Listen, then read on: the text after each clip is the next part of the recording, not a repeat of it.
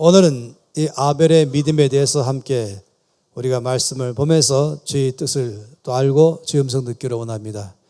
우리가 히브리서 11장 그러면 믿음장으로 잘 알려져 있습니다. 저는 또 이것을 믿음의 명예전당이라는 말로 붙이기를 더 좋아합니다. 이 놀라운 이 믿음의 명예전당에 그 이름이 올라간 사람들의 이야기가, 그들의 놀라운 믿음의 생애가 쭉 말씀 속에 기록되어 있습니다.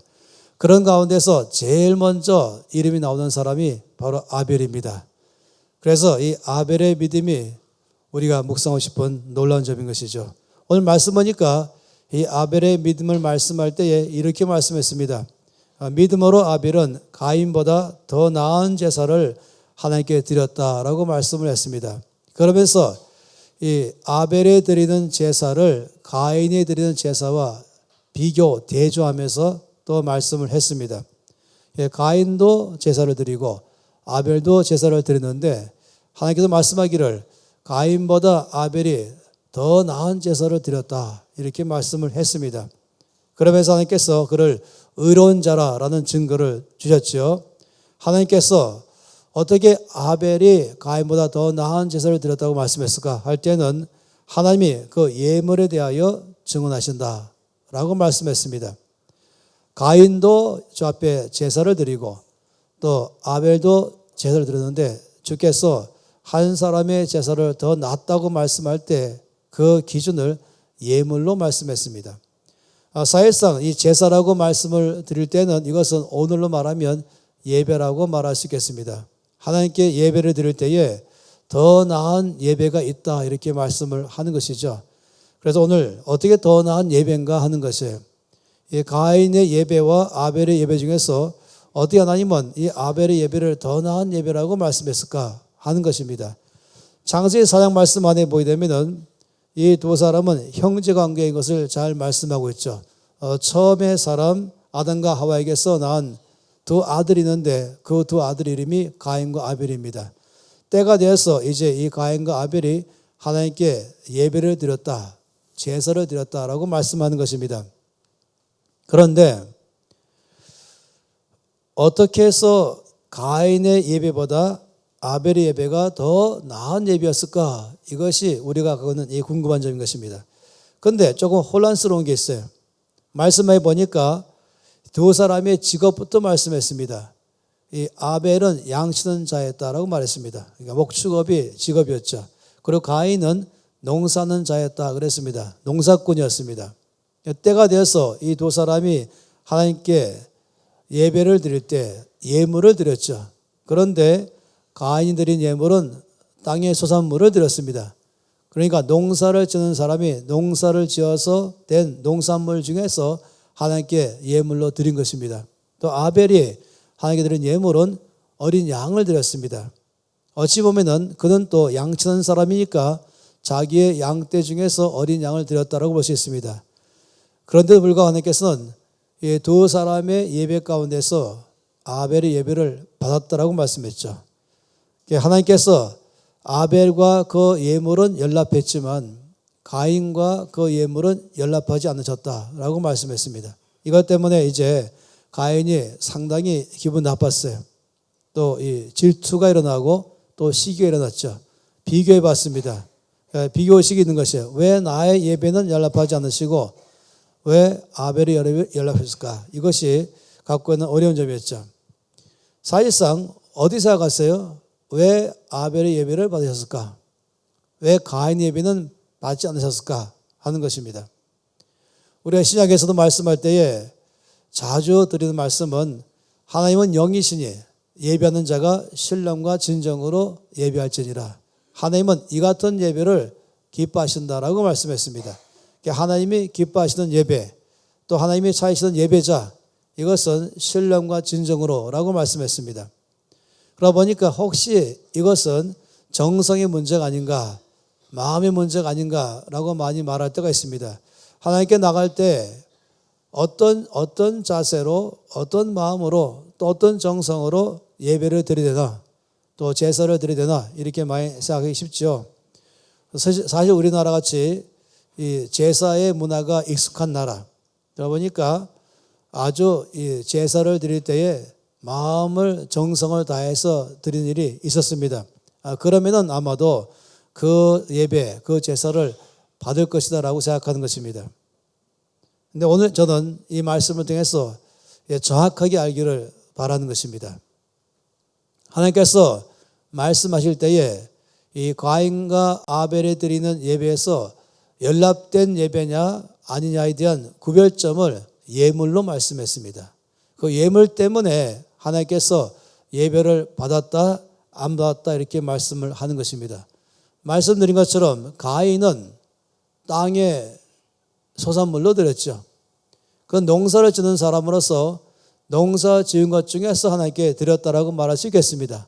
아벨은 양의 어린 양을 드렸죠. 양 치는 사람으로서 자기의 양떼 중에서 어린 양을 드렸다라고 말할 수 있겠습니다. 어찌 보면은 각자가 자기가 하는 최선을 다한 것이 아닌가라고 말할 수 있겠습니다. 그러나 주께서 말씀하기를 가인에 드리는 예물은 안 받으셨다. 아벨의 예배를 받았다라고 말씀을 하는 것입니다.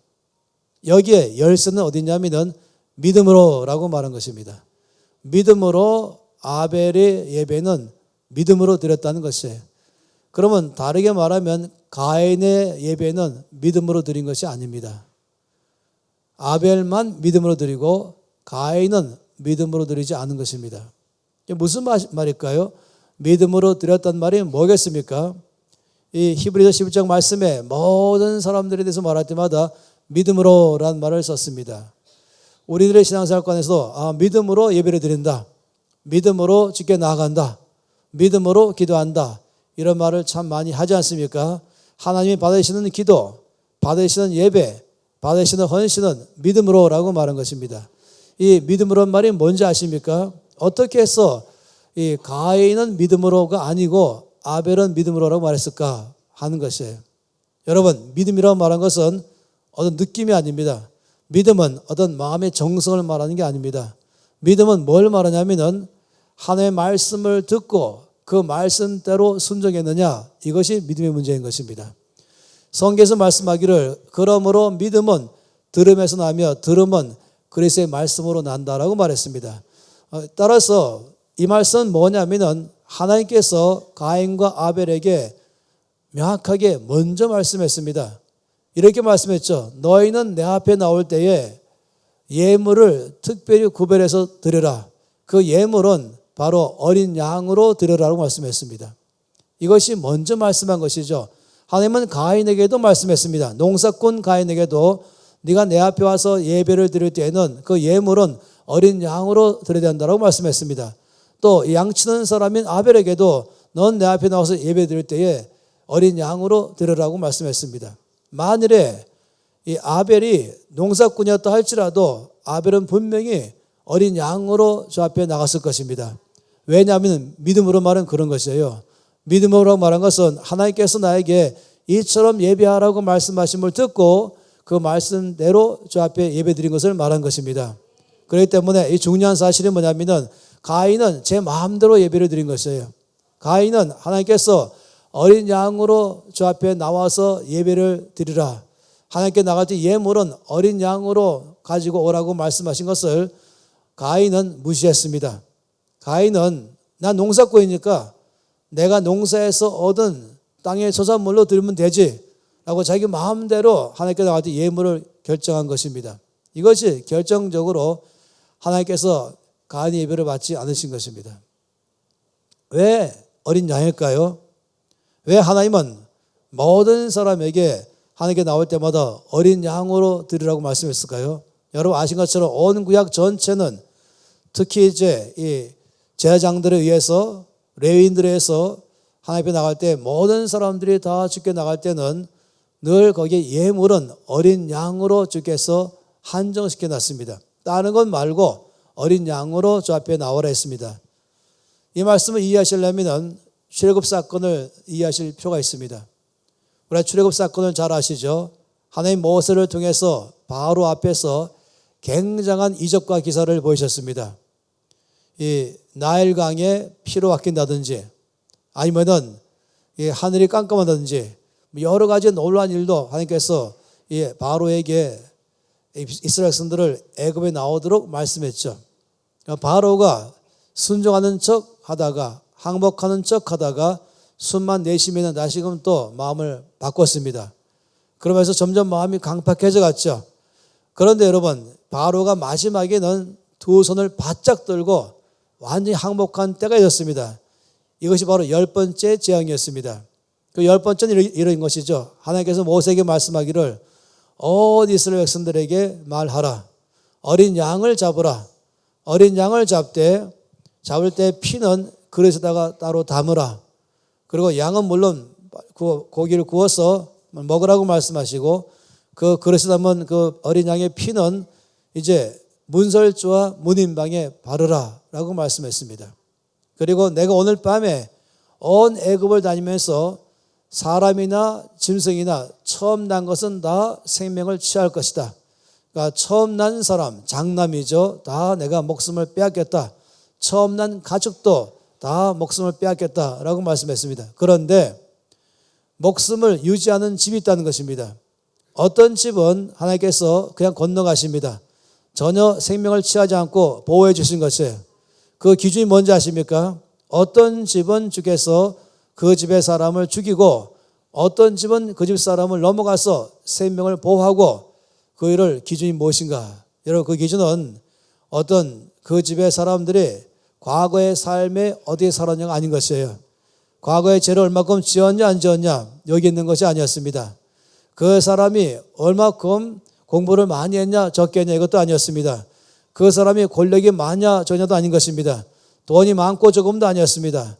하나님께서 그 사람의 집에 들어가서 생명을 취하고 안 취하고의 기준은 오직 하나였습니다. 그것은 바로 어린 양의 피였습니다. 양의 피가 그 집에 발라져 있냐 없냐 이것 한 가지가 그 집에 생명을 취하느냐 안 하느냐 기준이었던 것이죠. 바로의 집에도 첫 번째 난 아들, 앞으로 왕이 될 왕자도 그날 밤에 죽었습니다.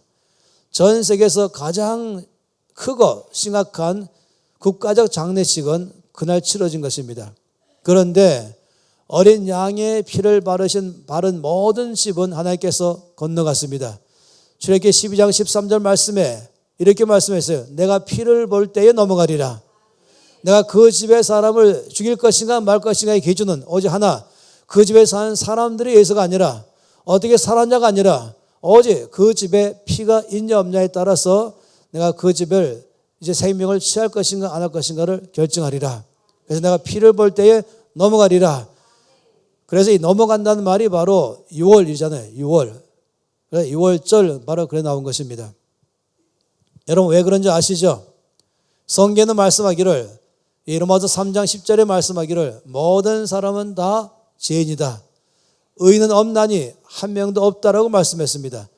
또 3장 23절 말씀에는 모든 사람이 다 죄를 범하였음에 하나님의 영광이 이르지 못하더니 라고 말씀했습니다. 그러니까 사람들은 말하기를 나는 죄를 안 지었다. 나는 죄인이 아니다.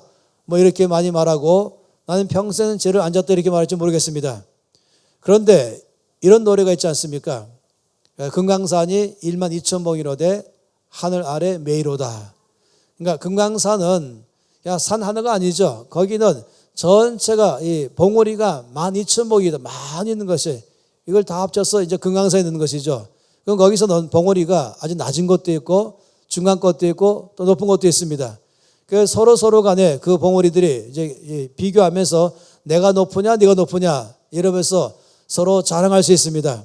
그렇지만 하늘에서 바라보면은 다 그게 그것인 것이에요. 이 땅에서 가장 높은 산은 이 8,000m 높은 산이 몇 개가 있죠. 그렇다 할지라도 하늘에서 바라볼 때는 그게 그것인 것입니다. 마찬가지로 아무리 자기가 죄를 지었냐 안 지었냐 잘났냐 못났냐 말할지라도 하나님 보실 때는 몽땅 다 죄인인 것입니다.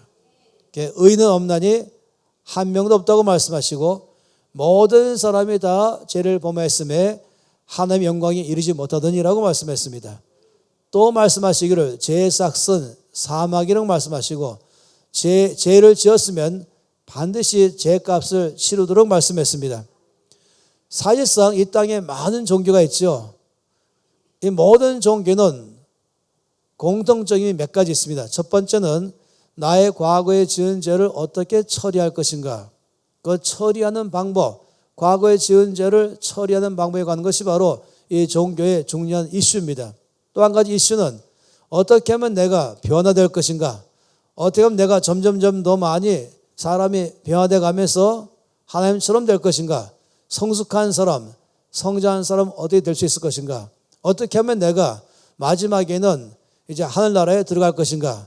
그 용어는 여러 가지 용어를 쓸지 모르겠지만은 뭐 누구는 극락이라든지 뭐 여러 가지 말할지 모르지만은 어쨌든 마지막에 내가 구원받을 수 있는 길이 무엇일까?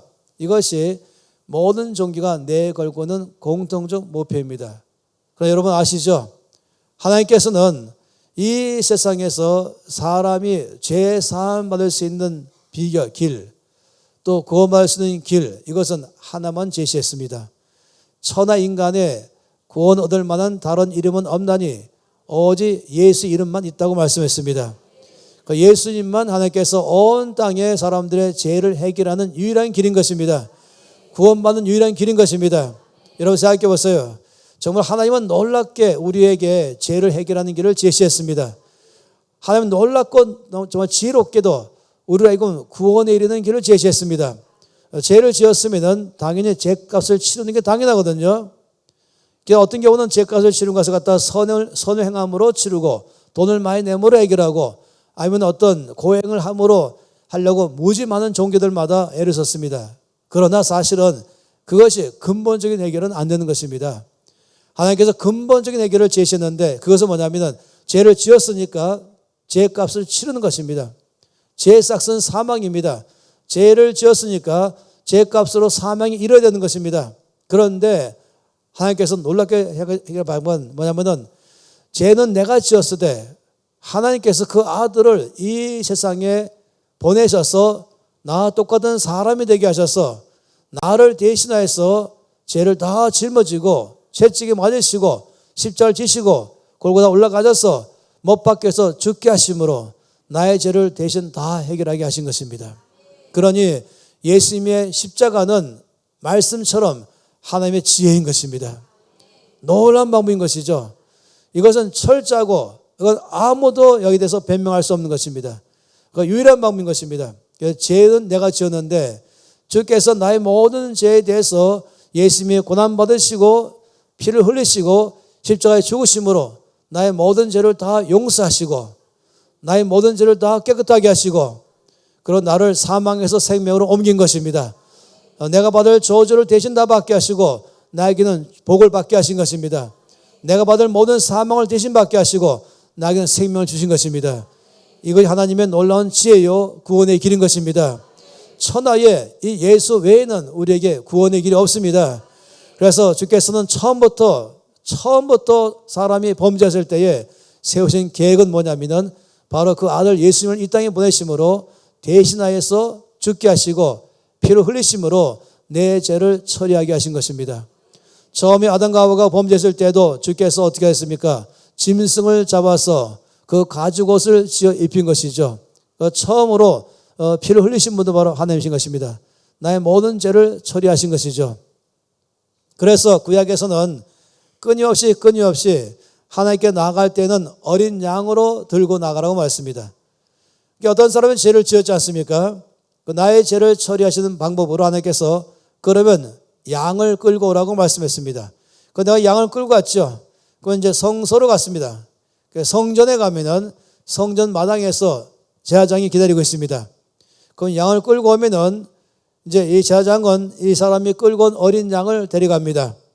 그리고 그 앞에서 어린 양의 머리 안수기도 하죠. 이때 안수는 뭘 말하냐면은 내 모든 죄가 옮겨졌다는 것입니다. 그러니까 내가 받을 모든 것과 나와 이 어린 양은 똑같은 것입니다. 그러니까 내가 지을 모든 죄가 이 어린 양에게 옮겨졌다. 그 다음에는 이제 제사장은 그 양을 끌고서 가기 시작하죠. 제단으로 가는 것입니다. 그러면 이 사람, 죄 지은 사람은 이제 바라보는 것이 죄는 내가 지었는데 이제 제사장이 내 대신 저 어린 양을 끌고 가기 시작하는 것이에요. 그러니까 나의 죄가 그 어린 양이 옮겨졌고 그리고 나의 죄를 짊어지고 그 어린 양이 지금 제단으로 끌려가는 것입니다. 그럼 이런 것이 바로 제단 아니겠습니까? 그러면 이제 제사장은 그 제단 위에 어린 양을 놓습니다. 그 칼로 죽이는 것이죠. 그러면 내가 죄를 지었지만은 내 대신 어린 양이 죽은 것입니다. 그리고 피를 갖다 그릇에 담았죠. 그 담은 그 그릇에 피를 가지고 하나님이 계신 성소로 들어가서 그 피를 성소 안에 내놓으면은 주께서 그 피를 보시고 나의 모든 그 사람이 지은 죄를 다 용서하시겠다고 약속했습니다. 이것이 구약의 약속인 것입니다. 그래서 모든 사람들은 다 하나님께 나갈 때는 어린 양으로 나간 것입니다. 이것은 뭘 말하는지 아시죠? 이것은 끊임없이 앞으로 이 땅에 오셔서 나의 모든 죄를 대신하여 짊어질 하나님의 어린 양 우리 주 예수 그리스도를 가리켜 말하는 것입니다. 세례 요한이 예수님을 첫 번째 만나서 모든 사람을 소개할 때 뭐라고 말했습니까? 보라, 세상 죄를 지고 가는 하나님의 어린 양이로다. 그러니 구약의 모든 어린 양은 신약의 우리들에게는 십자가를 지신 예수 그리스도를 가리켜 말하는 것입니다. 구약 사람도 구원받았을까요? 구원받았어요. 왜냐하면 구약 사람들은 앞으로 오실 메시아를 바라보고 믿음으로 구원받았습니다. 신약의 우리들은 이미 오신 메시아를 믿음으로 구원받았습니다. 오직 구원은 믿음으로 받는 것입니다. 그래서 이 출애굽 사건 때도 거기 어린 양을 잡으라고 말씀하신 걸 통해서 그들이 완벽하게 나온 것처럼 우리는 영적으로 이 출애굽은 오늘의 예시장이고, 그래서 우리가 이 땅에서 구원받는 길은 바로 하나님의 어린 양 예수님의 피로 구원받는 것입니다. 그러니 가인과 아벨도 주 앞에 예배 드릴 때에 주님 말씀하시기를 어린 양으로 내 앞에 나와라 라고 말씀했습니다. 그 어린 양을 가지고 내 앞에 나와서 그 어린 양을 잡아서 그 피를 나한테 주면 내가 너희를 예배를 받을 것이며 너희 모든 죄를 다 용서할 것이며 또 너희를 죄로부터 깨끗하게 하겠다고 약속하신 것입니다. 따라서 이 말씀하신 것에 대해서 그 말씀에 순종하는 것을 믿음이라고 말하는 것이에요. 아벨은 믿음으로 드린 것입니다. 말씀하신 대로 순종해서 믿음으로 어린 양으로 나간 것입니다.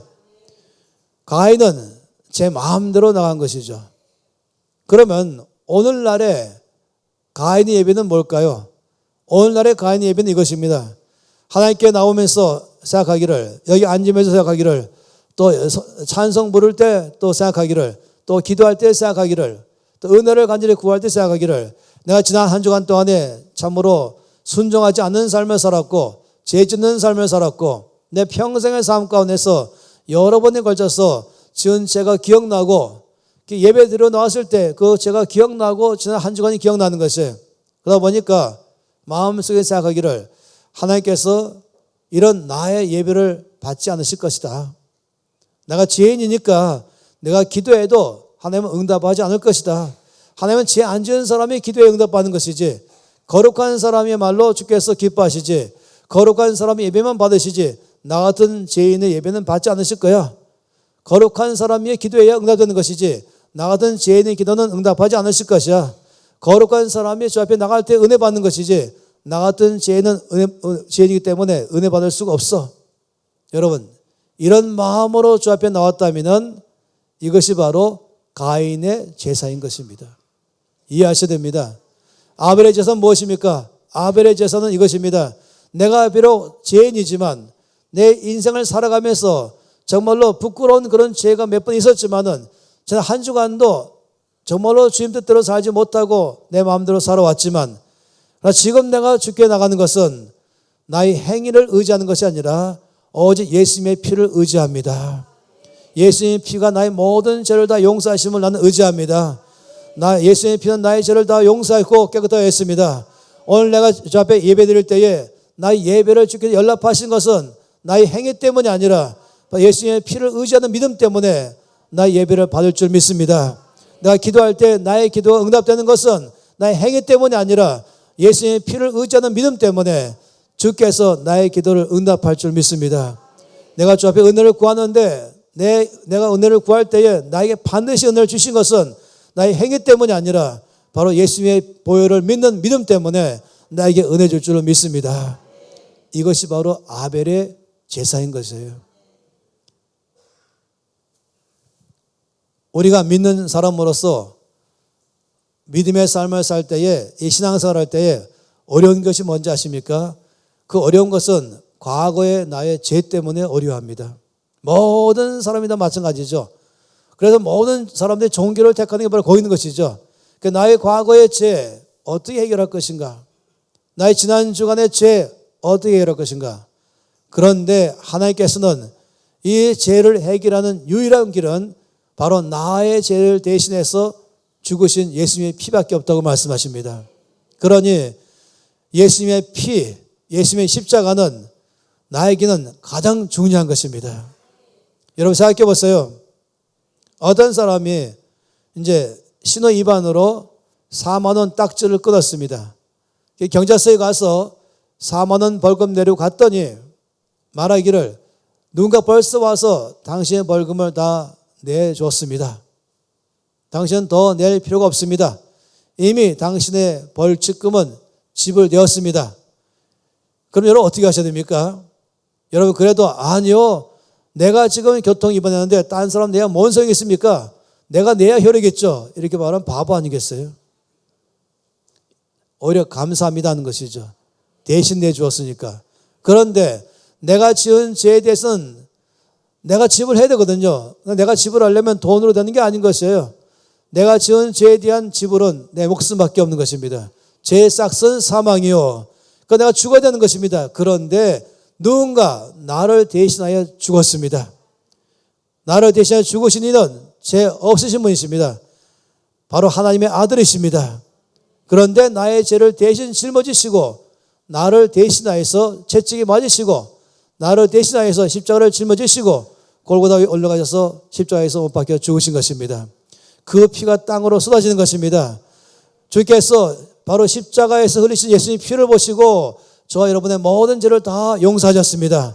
저와 여러분이 이 자리에 들어올 때에는 주께서는 나의 지난 주간에 지은 죄인으로 나를 바라본 것이 아니라 평생에 지은 죄인으로 나를 바라본 것이 아니라 예수의 보혈로 덮인 바 된 의인된 나를 바라본 것입니다. 마치 성가대원들이 몽땅 들어올 때에 다 성가대 가운을 입고 왔지 않습니까? 그 안에 옷을 빨간 옷 입었는지 검은 옷인지 모르지만은 그러나 일단 가운으로 다 통일된 것처럼 여러분이 다 주 앞에 나올 때에 마치 아벨의 제사처럼 난 예수님의 보혈만을 의지하고 나옵니다. 그런다면은 몽땅 다 예수의 피로 다 옷 입은 게 됐습니다. 몽땅 다 의로워졌습니다. 주께서 보실 때는 너의 죄는 이미 다 해결됐다고 말씀하십니다. 너의 죄는 십자가에서 해결됐다고 말씀하십니다. 예수님 피가 이미 너의 모든 죄를 다 용서했다고 말씀하십니다. 깨끗하게 했다고 말씀하십니다. 원수 마귀는요, 가장 많이 하는 이 전문가가 뭐냐면은 참수하는 것이 그의 일입니다. 사람들을 정죄하는 것입니다. 이게 원수 마귀의 전문적인 일인 것이에요. 늘 나에게 말하는 것이 너 자신 있냐? 너 응답될 수 있냐? 너 자격 있냐? 너 기도할 자격 있냐? 너 예배 드릴 자격 있냐? 너 봉사할 자격 있냐? 맨날 자격 있냐고 하면서 왜냐하면 너 이런 죄를 지었고 너 이런 사람이고 너 이런 사람이고 하면서 나의 과거를 다 들춰내고 나의 약점과 단점과 허물과 실수를 다 드러내면서 이러므로 넌 자격이 없어 라고 말한 것이에요. 맞는 말이죠. 그 말로 말은 맞는 말이죠. 그러나 하나님 뭐라고 말씀하십니까? 하나님 말씀하기를 원수 마귀에 말씀하기를 네 말이 맞지만은 더 중요한 사실이 또 있는데 그런데 대신해서 이미 값을 다 지불했다. 이미 끝냈다. 해결되었다. 그러므로 죄 없다. 그러므로 의롭다라고 말한 것입니다. 그러니 여러분도 마찬가지인 것입니다. 여러분도 원수 마귀가 나의 양심에다가 말하는 고발을 듣지 마세요. 그 말을 들을 때마다 여러분 거기 기울이지 마세요. 그때마다 여러분 담대하게 말하기 바랍니다. 나의 죄는 십자가에서 이미 다 용서받았습니다. 예수님이 나의 죄를 대신해서 십자가에서 죽으셨습니다. 그 피가 나를 이미 깨끗하게 했습니다. 예수의 피가 나를 이미 용서받았습니다. 난 의로워졌습니다. 여러분 이것을 믿으십시오. 이것이 바로 뭡니까? 아벨의 제사인 것입니다. 이것이 바로 연락되는 제사인 것입니다. 여러분 가인의 제사를 드리지 마십시오. 난 지난 한 주간 동안에 정말로 말씀도 많이 읽고 기도도 많이 하고 전도도 많이 하고 착한 일 많이 했기 때문에 오늘 나는 예배를 드릴 자격이 있어. 이것도 아닌 것입니다. 아무리 그래 봤자 나는 근본적인 죄인인 것입니다. 따라서 그때도 나의 행위로 말며 나오는 것이 아니라 오직 예수의 피를 의지하며 나오는 것입니다. 죄를 지은 사람도 오직 예수의 피로 나오고, 한 주간 동안에 잘 살은 사람도 오직 예수의 피로 나가는 것입니다. 늘 자기 행위를 가지고 자신 없든지 자신 있든지 이 둘 다가 뭐라고요? 가인의 제사인 것입니다. 자기의 행위를 중심으로 나가는 것, 하나님께서는 어떻게 나가든지 자기 없다고 말씀하세요. 그러나 자기가 과거에 잘 살았던, 과거에 잘못 살았던 상관없이 모든 사람은 근본적으로 죄인입니다. 그러나 하나님께 나갈 때마다 주께 나의 예배를 받으신 것은 바로 내가 예수님의 피를 믿기 때문에 그렇습니다. 이것이 바로 아벨의 피인 것입니다. 할렐루야. 여러분, 성경 말씀 가운데서 참으로 놀라운 말씀은 하나님께서 가인과 아벨에 드린 그 예배 가운데서 어떻게 아벨의 예배를 받으셨고 가인은 아닌가 말씀할 때 두 가지로 말씀했다는 점. 하나는 바로 예물로 증언하신다. 가인이 드린 예물과 아벨이 드린 그 예물로 통해서 연락될 것인가 아닌가를 먼저 구별하신다. 다시 말하면 예수님의 보혈로 나갈 때에 이것이 바로 연락되는 예배인 것입니다. 그리고 또 한 가지 말한 것은 바로 이 아벨의 믿음인 것입니다. 아벨은 믿음으로 예배했다. 이 믿음 무엇입니까? 이 믿음은 바로 예수님의 피가 이미 나의 모든 죄를 다 용서했습니다. 예수님 피가 이미 나를 죄로부터 깨끗하게 했습니다. 예수님 피는 나를 하나님께 나갈 자격을 줬습니다.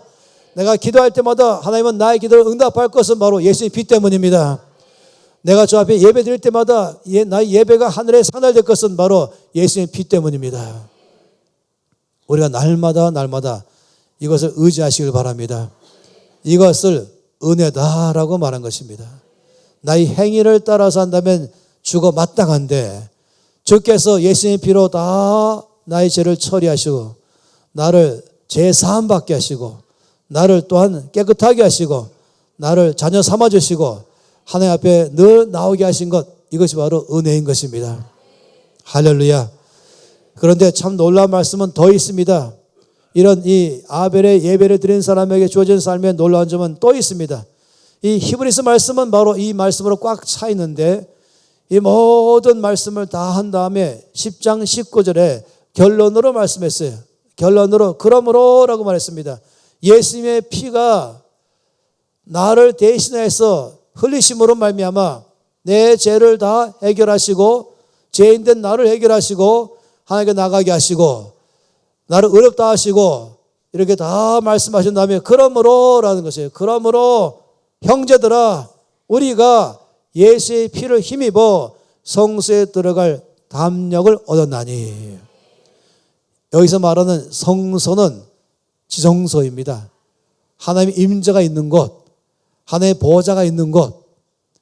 구약에는요 아무도 그 자리에 못 들어가셨습니다. 들어갔다 하면 다 죽었습니다. 왜냐하면 죄 거룩하심 앞에 죄인이 그 자리에 들어갈 수 없었거든요. 오히려 이 지성소 안으로 들어가는 그 자리에는 휘장이 있었습니다. 못 들어가게 막은 휘장문인 것이죠. 문이었었어요. 한마디로 말하면. 그런데 아시죠? 주께서 십자가에서 죽으실 때에 그 성소의 휘장이 위로부터 아래로 쭉 쪼개졌습니다. 이 휘장이 양쪽으로 나눠진 것이에요. 닫힌 문이 열린 문으로 바뀐 것입니다. 막혔던 길이 열린 것입니다. 그래서 말씀하시기를 그러므로 형제들아 우리가 예수의 피를 힘입어 성소에 들어갈 담력을 얻었나니 그 길은 우리를 위하여 휘장 가운데로 열어놓으신 새로운 살 길이요 휘장은 곧 그의 육체니라. 주께서 십자가에 죽으심으로 주님 자신의 몸이 휘장이어서 하나님과 나 사이에 막혀있던 모든 문을 다 열어놓으시고 이제 언제나 누구든지 예수의 피를 힘입어서 주님의 보호자 앞으로 갈 수 있다고 말씀했습니다. 그 말하기를 이렇게 말하죠. 우리가 마음의 뿌림을 받아 악한 양심으로부터 벗어나고 몸은 맑은 물로 씻음을 받았으니 참 마음과 온전한 믿음으로 하나님께 나아가자. 이 말씀은 한마디로 말이 이것이에요. 그러므로 형제들아 성소에 계신 하나님께 나가자. 이 말에 그러므로 형제들아 우리는 주님의 보호자 앞에 나가자. 여러분 주일날 이와 같이 우리 온 성도가 이 예배당에 올 때에 여러분 기대를 충만히 갖고 오시기 바랍니다. 믿음으로 오시기 바랍니다. 오늘 예배 가운데서 나는 하나님 만나게 될 것이야. 난 예배 가운데서 나는 보호자에 계신 주 앞에 나가게 될 것이야. 주의 임재를 경험하게 될 것이야. 이게 왜 중요한지 아십니까? 이 앤드류 머리는 이 놀라운 비밀에 대해서 묵상하면서 이렇게 말했습니다. 우리가 예수의 피를 의지하면서 주님의 계신 보호자 앞에 나가면은 거기 가면 어떤 일이 일어나는가? 거기는 바로 아버지를 만나게 되는 것입니다. 하나님의 아버지를 만나는 것입니다. 나를 사랑하는 아버지인 것입니다. 나를 정죄하고 나를 책망하고 나를 꾸짖는 것이 아니라, 나를 심판하는 것이 아니라 이미 나를 사랑하며 구원하신 아버지인 것입니다. 나를 그냥 안아주는 것이죠. 그 품에 안아주는 것이에요. 그냥 멀리 무릎 꿇고 있으면서 위에서부터 나를 야단치는 것이 아니라 그냥 나를 그의 품 안으로 안아주는 아버지 계신 것입니다. 그러면 거기 가면은 한 주간 동안에 있었던 모든 지친 것, 모든 상한 것, 모든 상처받은 것, 모든 약한 것들이 이 아버지의 보호자 앞에 그 품 안에 있을 때에 위로받고 회복되고 치료되고 새 힘을 얻기 시작하는 것입니다. 거기 가면은 병든 자는 병이 다 치유받는 것입니다. 거기 가면은 마음에 상한 자는 위로받게 되는 것입니다. 거기 가면은 모든 지친 마음은 주께서 새 힘을 주기 시작하는 것입니다. 놀라운 것이죠. 바로 성경 말씀 가운데 에스겔서 말씀이 이렇게 말했습니다. 성소에서부터 물이 나오는데 이 물이 흘러가면서 점점 더 넓어지고 깊어지면서 그 이 강이 되기 시작하고 강 좌우가에는 수많은 나무들이 있는데 그 나무들은 열매가 12달 다 맺히고 있다. 이 강물이 가는 것보다 모든 것이 살 것이며 치료할 것이며 이 과일은 먹을 만하고 잎사귀는 약조가 되리라. 약재료로 만든 것입니다. 바로 이것을 말한 것입니다. 우리 모두를 말한 것이 신약을 사는 예수님의 보혈을 의지하고 사는 모든 사람의 삶을 말한 것이고 교회를 말한 것입니다. 제가 확실히 믿는 것은 이 새가는 교회 모든 주의 예수 이름을 보이는 모든 교회마다는 거기에는 주께서 하나님의 보호자에서부터 생수의 강이 흘러가게 하십니다. 우리를 치료하게 하시고 우리를 새롭게 하시고 새 힘을 주시고 우리에게 지혜를 주시고 은혜를 넘치게 주는 것입니다. 주께서 십자가에 죽으심으로 나의 모든 죄는 다 가져가시고 죄 사함 받게 하셨고 나의 사망을 다 가져가시고 우리에게 생명 주신 것입니다. 그러니 이 아벨의 예배로 주 앞에 나가는 사람마다 하나님의 큰 은혜를 경험하게 될 줄 믿습니다. 그래서 이 주일마다 올 때에는 우리 하나님 아버지를 만나야 되는 것이고 그 보호자에서 계신 주를 예배하는 것이고 그리고 주께서 나에게 큰 은혜를 부으셔서 월요일부터 토요일까지 한 주간 동안에 이 땅에 사는 동안에 넉넉하게 살게 할 것입니다. 오히려 어디 가든지 위로하는 자가 되게 할 것이고 어디 가든지 사랑을 베푸는 자가 될 것이고 어디 가든지 빛처럼 살게 할 것입니다.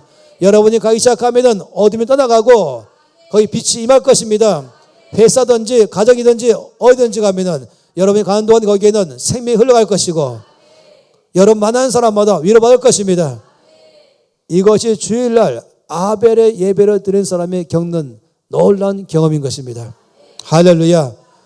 저는요 많은 사람이 저보고 이렇게 말해요. 아니 그렇게 복잡한 일정을 어떻게 다 소화하고 매번 얼굴이 상쾌하십니까?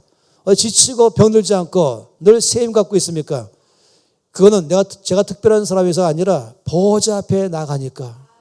이렇게 주일마다 주 앞에 나갈 때는 그냥 예배 드릴 시간이 아닌 것이에요. 그냥 노래 부르는 시간이 아닌 것이에요. 이 말씀처럼 그러므로 형제들아 우리가 예수의 피를 힘입어 보호자에 계신 하나님께 나가자.